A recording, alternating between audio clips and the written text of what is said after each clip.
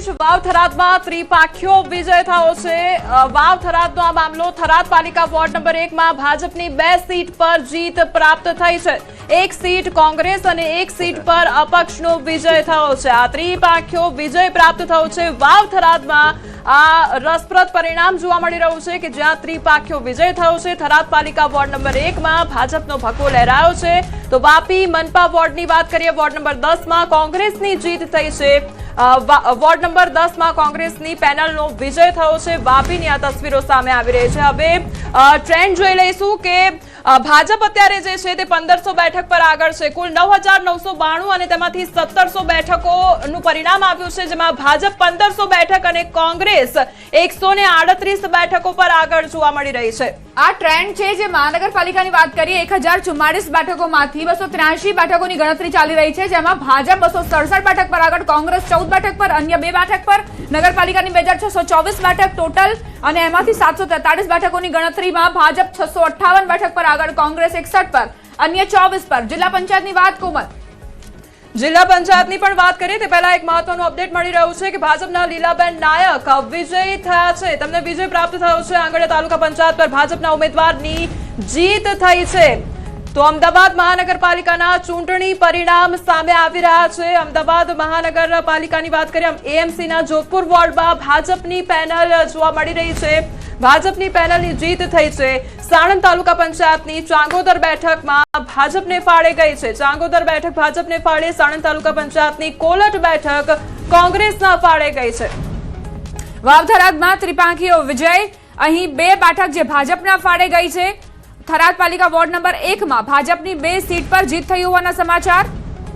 જુનાગઢ જિલ્લા પંચાયતની ડુંગરપુર બેઠક જે આમ આદમી પાર્ટીના ફાળે ગઈ છે। આમ આદમી પાર્ટી જે જુનાગઢમાં 1 બેઠક કબજો કરી લીધો છે। આમ આદમી પાર્ટીના રામીબેન જેમની જીત થઈ છે। જુનાગઢ જિલ્લા પંચાયતની ડુંગરપુર બેઠકની આ વાત જે આમ આદમી પાર્ટીની જીત થઈ છે। અત્યાર સુધીમાં ભાજપ 1500 ને પાર આંકડો ભાજપનો પહોંચી ચૂક્યો છે।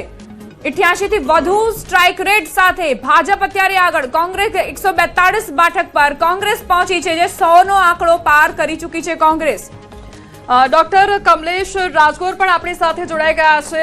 કમલેશભાઈ, આપને પૂછવા માંગીશ કે ભાજપ 4 ડિજિટના આંકડામાં જોવા મળી રહી છે અને કોંગ્રેસ હજુ 3 ડિજિટમાં જોવા મળી રહી છે, એટલે ભાજપનો ભગવો લહેરાતો જઈ રહ્યો હોય તે પ્રકારની તસવીર જોવા મળી રહી છે।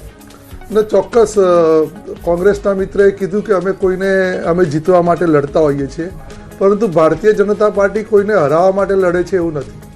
વિકાસના કામોને વેગ આપવા માટે ભારતીય જનતા પાર્ટીએ વર્ષોથી કામ કર્યું અને અત્યારે જે સ્ટેજ ઉપર ગુજરાતની અંદર ગુજરાતની પ્રજાએ આશીર્વાદ આપ્યા છે એ બદલ ભારતીય જનતા પાર્ટી તરફથી હું દરેક ગુજરાતીઓને અભિનંદન પણ પાઠવું છું અને આભાર પણ વ્યક્ત કરું છું। અને આવનારા દિવસોની અંદર આ જ લોકો જે અત્યારે કહી રહ્યા છે કોંગ્રેસ આમ થશે તેમ થશે, એ લોકો હમણાં જ 2-3 કલાક 4 કલાક પછી એ ગાણા ગાવાના છે કે ઈવીએમ આમ હતું, ચૂંટણી પંચ આમ હતું, અથવા તો એના પછી ગુજરાતની પ્રજા તો મૂર્ખ છે, ગુજરાતની પ્રજા તો અશિક્ષિત છે। આ બધા જ ગાણા ગાવાના છે, પરંતુ ગુજરાતના લોકોએ સાબિત કરી બતાવ્યું છે કે ગુજરાત મૂર્ખ નથી, ગુજરાત અશિક્ષિત નથી, ગુજરાત ફરીથી પરિવર્તનની લહેર સાથે વિકાસની પંથ પર આગળ વધી રહ્યું છે। જી વિશાલભાઈ, આપની પાસે આ માંગીશ કે જે અહીંયા પરિવર્તનની વાત થઈ રહી છે ત્યારે ક્યાંક અહીંયા તો પુનરાવર્તન જ જોવા મળી રહ્યું છે, પરંતુ શું એ કામોનું પુનરાવર્તન થશે કે પછી એ કામોમાં પરિવર્તન થશે, શું લાગી રહ્યું છે? અત્યારે જે રિઝલ્ટ આવી રહ્યા છે ને એના ઉપરથી એક વસ્તુ એવી લાગી રહી છે કે જનતાને ક્યાંક હવે 1-2 વર્ષ માટે થોડો સારો એવો ફાયદો થશે। કારણ કે જે રીતે દરેક ન્યૂઝ મીડિયાના માધ્યમથી બતાવ્યું હતું કે ભારતીય જનતા પાર્ટીનો ક્યાંક વિરોધ થયો છે, જે રીતે 2027 માટેની સત્તાનો જંગ જે છે, એટલે હવે દરેક કોર્પોરેટર હશે કે દરેક ધારાસભ્ય હશે એમને આ રિઝલ્ટ પછી સ્ટ્રિક્ટલી વોર્નિંગ આપી દેવામાં આવશે કે તમે દરેક ઘર સુધી પહોંચો, કારણ કે જે કમી ક્યાં રહી ગઈ છે ને એ શોધવાનું કામ હવે 2027 સુધીની અંદર, એટલે પ્રજાને ક્યાંક આની અંદર ભારતીય જનતા પાર્ટી વિશાલભાઈ આપને રોકવા માંગીશ। સુરત જિલ્લાની વાત કરી લઈએ। સુરત જિલ્લા પંચાયતની ઓલપાડ બેઠક પર ભાજપને જીત પ્રાપ્ત થઈ છે। ભાજપના ઉમેદવાર કિરણ પટેલ જંગી મતથી વિજેતા થયા છે। 7624 મતથી ઓલપાડ જિલ્લા પંચાયત બેઠક પર ભાજપને જીત પ્રાપ્ત થઈ છે। ત્યારે આ સુરતની તસવીર જોવા મળી રહી છે કે જ્યાં જિલ્લા પંચાયતની ઓલપાડ બેઠક પર ભાજપને જીત પ્રાપ્ત થઈ છે।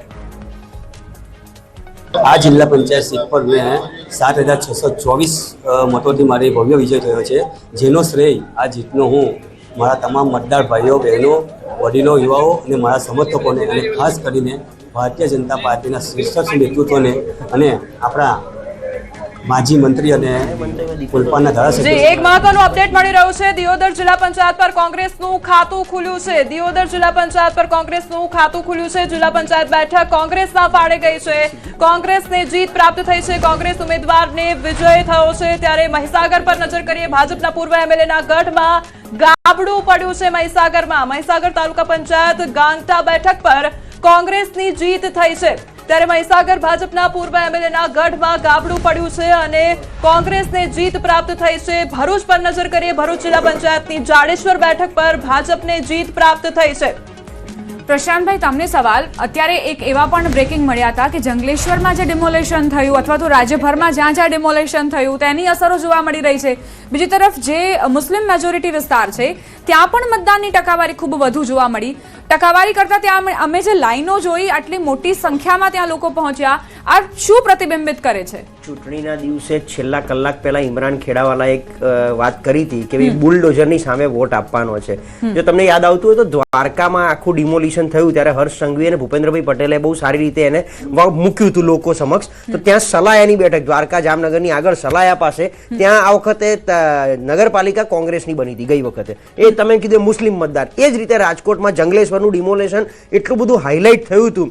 અત્યારે પરિણામ સામે ઘણીવાર એવું થતું હોય છે કે ત્યાં સ્થાનિક એક તો વસ્તી કોની વધારે છે, એ વસ્તી બુલડોઝર કોની ઉપર ફર્યું છે, એટલે જે છૂટમૂટ જે બેઠકો પણ આવી રહી છે એ આ નારાજગીની આવી રહી છે. કારણ કે ત્યાં તમે અને દર વખતે આપણે ભાજપના કોઈ બી વ્યક્તિ પાસે એવું સાંભળીએ કે અહીંયા 90-10ના રેશિયોમાં વસ્તી છે અને 10% દબાણ કરીને બેઠા હતા, એ દબાણ પર બુલડોઝર ફર્યું છે, આમ છે. એટલે એ 90%ની વસ્તી ઉપર હાવી થવા માટે 10% ઉપર આવી રીતે ક્યાંક ને ક્યાંક આ બુલડોઝર મતમાં દેખાતું હોય છે, પરિણામમાં દેખાતું હોય છે. એટલે રાજકોટની એ જંગલેશ્વરની 4 બેઠક કોંગ્રેસના ફાળે ગઈ. કારણ કે એક તો મુસ્લિમ મતદારોનું પ્રભુત્વ ત્યાં વધારે, બુલડોઝર એમની ઉપર વધારે ફર્યું. એટલે ડેફિનેટલી ચૂંટણીનો સમય હતો એનો એમણે લાભ ઉઠાવી અને પ્રજા સમક્ષ મૂકી દીધો અને બુલડોઝરનું મત અહીંયા કોંગ્રેસના ખોળામાં ગયો. એટલે ક્યાંક નુકસાન થતું પણ જોવા મળી રહ્યું છે. અપડેટ પર નજર કરી લઈએ તો આપે મહીસાગરમાં ખાતું ખોલ્યું છે. આપનું ખાતું ખુલ્યું છે મહીસાગર ખાતે. ત્યારે પૂર્વ મંત્રી કુબેર ડિંડોરના વતનમાં ગાબડું પડ્યું છે. પૂર્વ મંત્રી કુબેર ડિંડોરના વતનમાં ગાબડું. ત્યારે બાબરોલ તાલુકા પંચાયતમાં આપ ઉમેદવાર વિજેતા થયા છે. આમ આદમી પાર્ટીના ઉમેદવાર જીગરકુમાર બાલ વિજેતા થયા છે અને આપે મહીસાગરમાં ખાતું ખોલ્યું છે. ત્યારે આમ આદમી પાર્ટી પણ આગળ જતી નજરે પડી રહી છે અને પોતાનું ખાતું ખોલાવતી નજરે પડી રહી છે. અને હવે અન્ય અપડેટ પર નજર કરીએ. અમદાવાદ મનપાના સૈજપુર બોઘામાં ભાજપની પેનલ જીત થઈ હોવાના સમાચાર. સૈજપુર બોઘા વોર્ડમાં 4 જે ઉમેદવારો છે તે જીત્યા છે. અત્યારે વિક્ટરી સાઇન બતાવતા આ દ્રશ્યો પણ ત્યાંની સામે આવી રહ્યા છે. સ્થાનિક સ્વરાજની ચૂંટણીમાં સૈજપુર બોઘા વોર્ડથી આ તસવીરો. ભાવનાબેન રબારી, બળદેવ રાઠોડની જીત થઈ હોવાના સમાચાર. અમદાવાદ મહાનગરપાલિકાના સૈજપુર બોઘામાં ભાજપની પેનલ વિજય થઈ છે. અમદાવાદના બાવળા તાલુકા પંચાયતની વાત કરીએ. ભાયલા બેઠક ભાજપના ફાળે ગઈ છે. શિયાળ, ગાગડ, રોયકા બેઠક પર પણ ભાજપના ફાળે જીત ગઈ છે. બાવળા તાલુકા પંચાયતની પણ માહિતી સામે આવી રહી છે. બોરસદ નગરપાલિકાની વોર્ડ નંબર 2 પર ભાજપ આગળ ચાલી રહ્યું છે. તો આ તરફ ભાજપના 4 ઉમેદવારોની જીત થઈ હોવાના સમાચાર પ્રાપ્ત થઈ રહ્યા છે. બોરસદ નગરપાલિકાના વોર્ડ નંબર 2 પર ભાજપ આગળ ચાલી રહ્યું છે. હવે આવીએ કમલેશભાઈ પાસે. કમલેશભાઈ, અત્યારની જે સ્થિતિ છે, કુબેરભાઈ ડિંડોરની વાત કરીએ, તેમના ગઢમાં કઈ રીતે ગાબડું પડ્યું, આમ આદમી પાર્ટી ત્યાં આગળ નીકળી જાય છે, આવું કેમ બની રહ્યું છે? ચોક્કસ આદિવાસી પટ્ટો છે અને એ વિસ્તારની અંદર ચોક્કસ આ પરિણામ જોવા મળતા હતા. કેમ કે ત્યાં આગળ પણ ક્યાંક ને ક્યાંક જે રીતે લોકોને ભડકાવવામાં આવતા હતા અને લોકો સાથે જે રીતે ખાસ કરીને આદિવાસી એમના નેતાઓ હતા એ સરકાર વિરોધી વાતો લઈને. જુનાગઢથી અપડેટ મળી રહ્યું છે. જુનાગઢમાં બંને ઉમેદવારો વચ્ચે ચિઠ્ઠી નાખવામાં આવી છે. ત્યારે મોટી ઘનસારીમાં ભાજપ અને આપ વચ્ચે ટાઈ જોવા મળી રહી છે. ટાઈ અહીંયા થઈ ગઈ છે. આપના ઉમેદવાર યશવંતસિંહ રાયજાદા વિજેતા જાહેર થયા છે. જુનાગઢ કેશોદ તાલુકા પંચાયતમાં ટાઈ થઈ હોય ખૂબ જ રસપ્રદ આ પરિણામ જોવા મળી રહ્યું છે. બંને ઉમેદવાર વચ્ચે ચિઠ્ઠી નખાઈ અને ટાઈ થઈ ગઈ છે તે પ્રકારનું આ પરિણામ સામે આવ્યું છે. મોટી સંખ્યામાં જે મતદારો દ્વારા મતદાન કરવામાં આવ્યું અને તેનું આ પરિણામ જોવા મળી રહ્યું છે. આપના ઉમેદવાર યશવંતસિંહ રાયજાદા વિજેતા જાહેર થયા છે. સંવાદદાતા અમાર બખાઈ જોડાઈ ગયા છે. અમાર, એક બાદ એક રોચક કિસ્સા સ્થાનિક સ્વરાજની ચૂંટણીમાં અને વધુ એક કિસ્સો કેશોદથી. બિલકુલ, કેશોદ તાલુકા પંચાયતની જે મોટી ઘનસારીની જે બેઠક છે તેમાં ભાજપ અને આમ આદમી પાર્ટીના જે ઉમેદવાર છે તેમના વચ્ચે ટાઈ થઈ હતી અને બાદમાં બંને ઉમેદવારો વચ્ચે ચિઠ્ઠી નખાઈ અને આપના ઉમેદવાર છે યશવંતસિંહ રાયજાદા વિજેતા જાહેર થયા છે. એટલે કે એક બાદ એક પરિણામ આવી રહ્યા છે. ક્યાંક આમ આદમી પાર્ટીનું ખાતું ખુલી રહ્યું છે તો ક્યાંક ભાજપ અને કોંગ્રેસનું ખાતું ખુલી રહ્યું છે અને હાલ અપસેટ જોવા મળી રહ્યું છે. જી, જાણકારી આપવા માટે. તો કેશોદમાં અહીં મહત્વના સમાચાર એ કે ભાજપ અને આમ આદમી પાર્ટી બંને વચ્ચે ટાઈના સમાચાર એટલે ચિઠ્ઠી ઉછળી છે.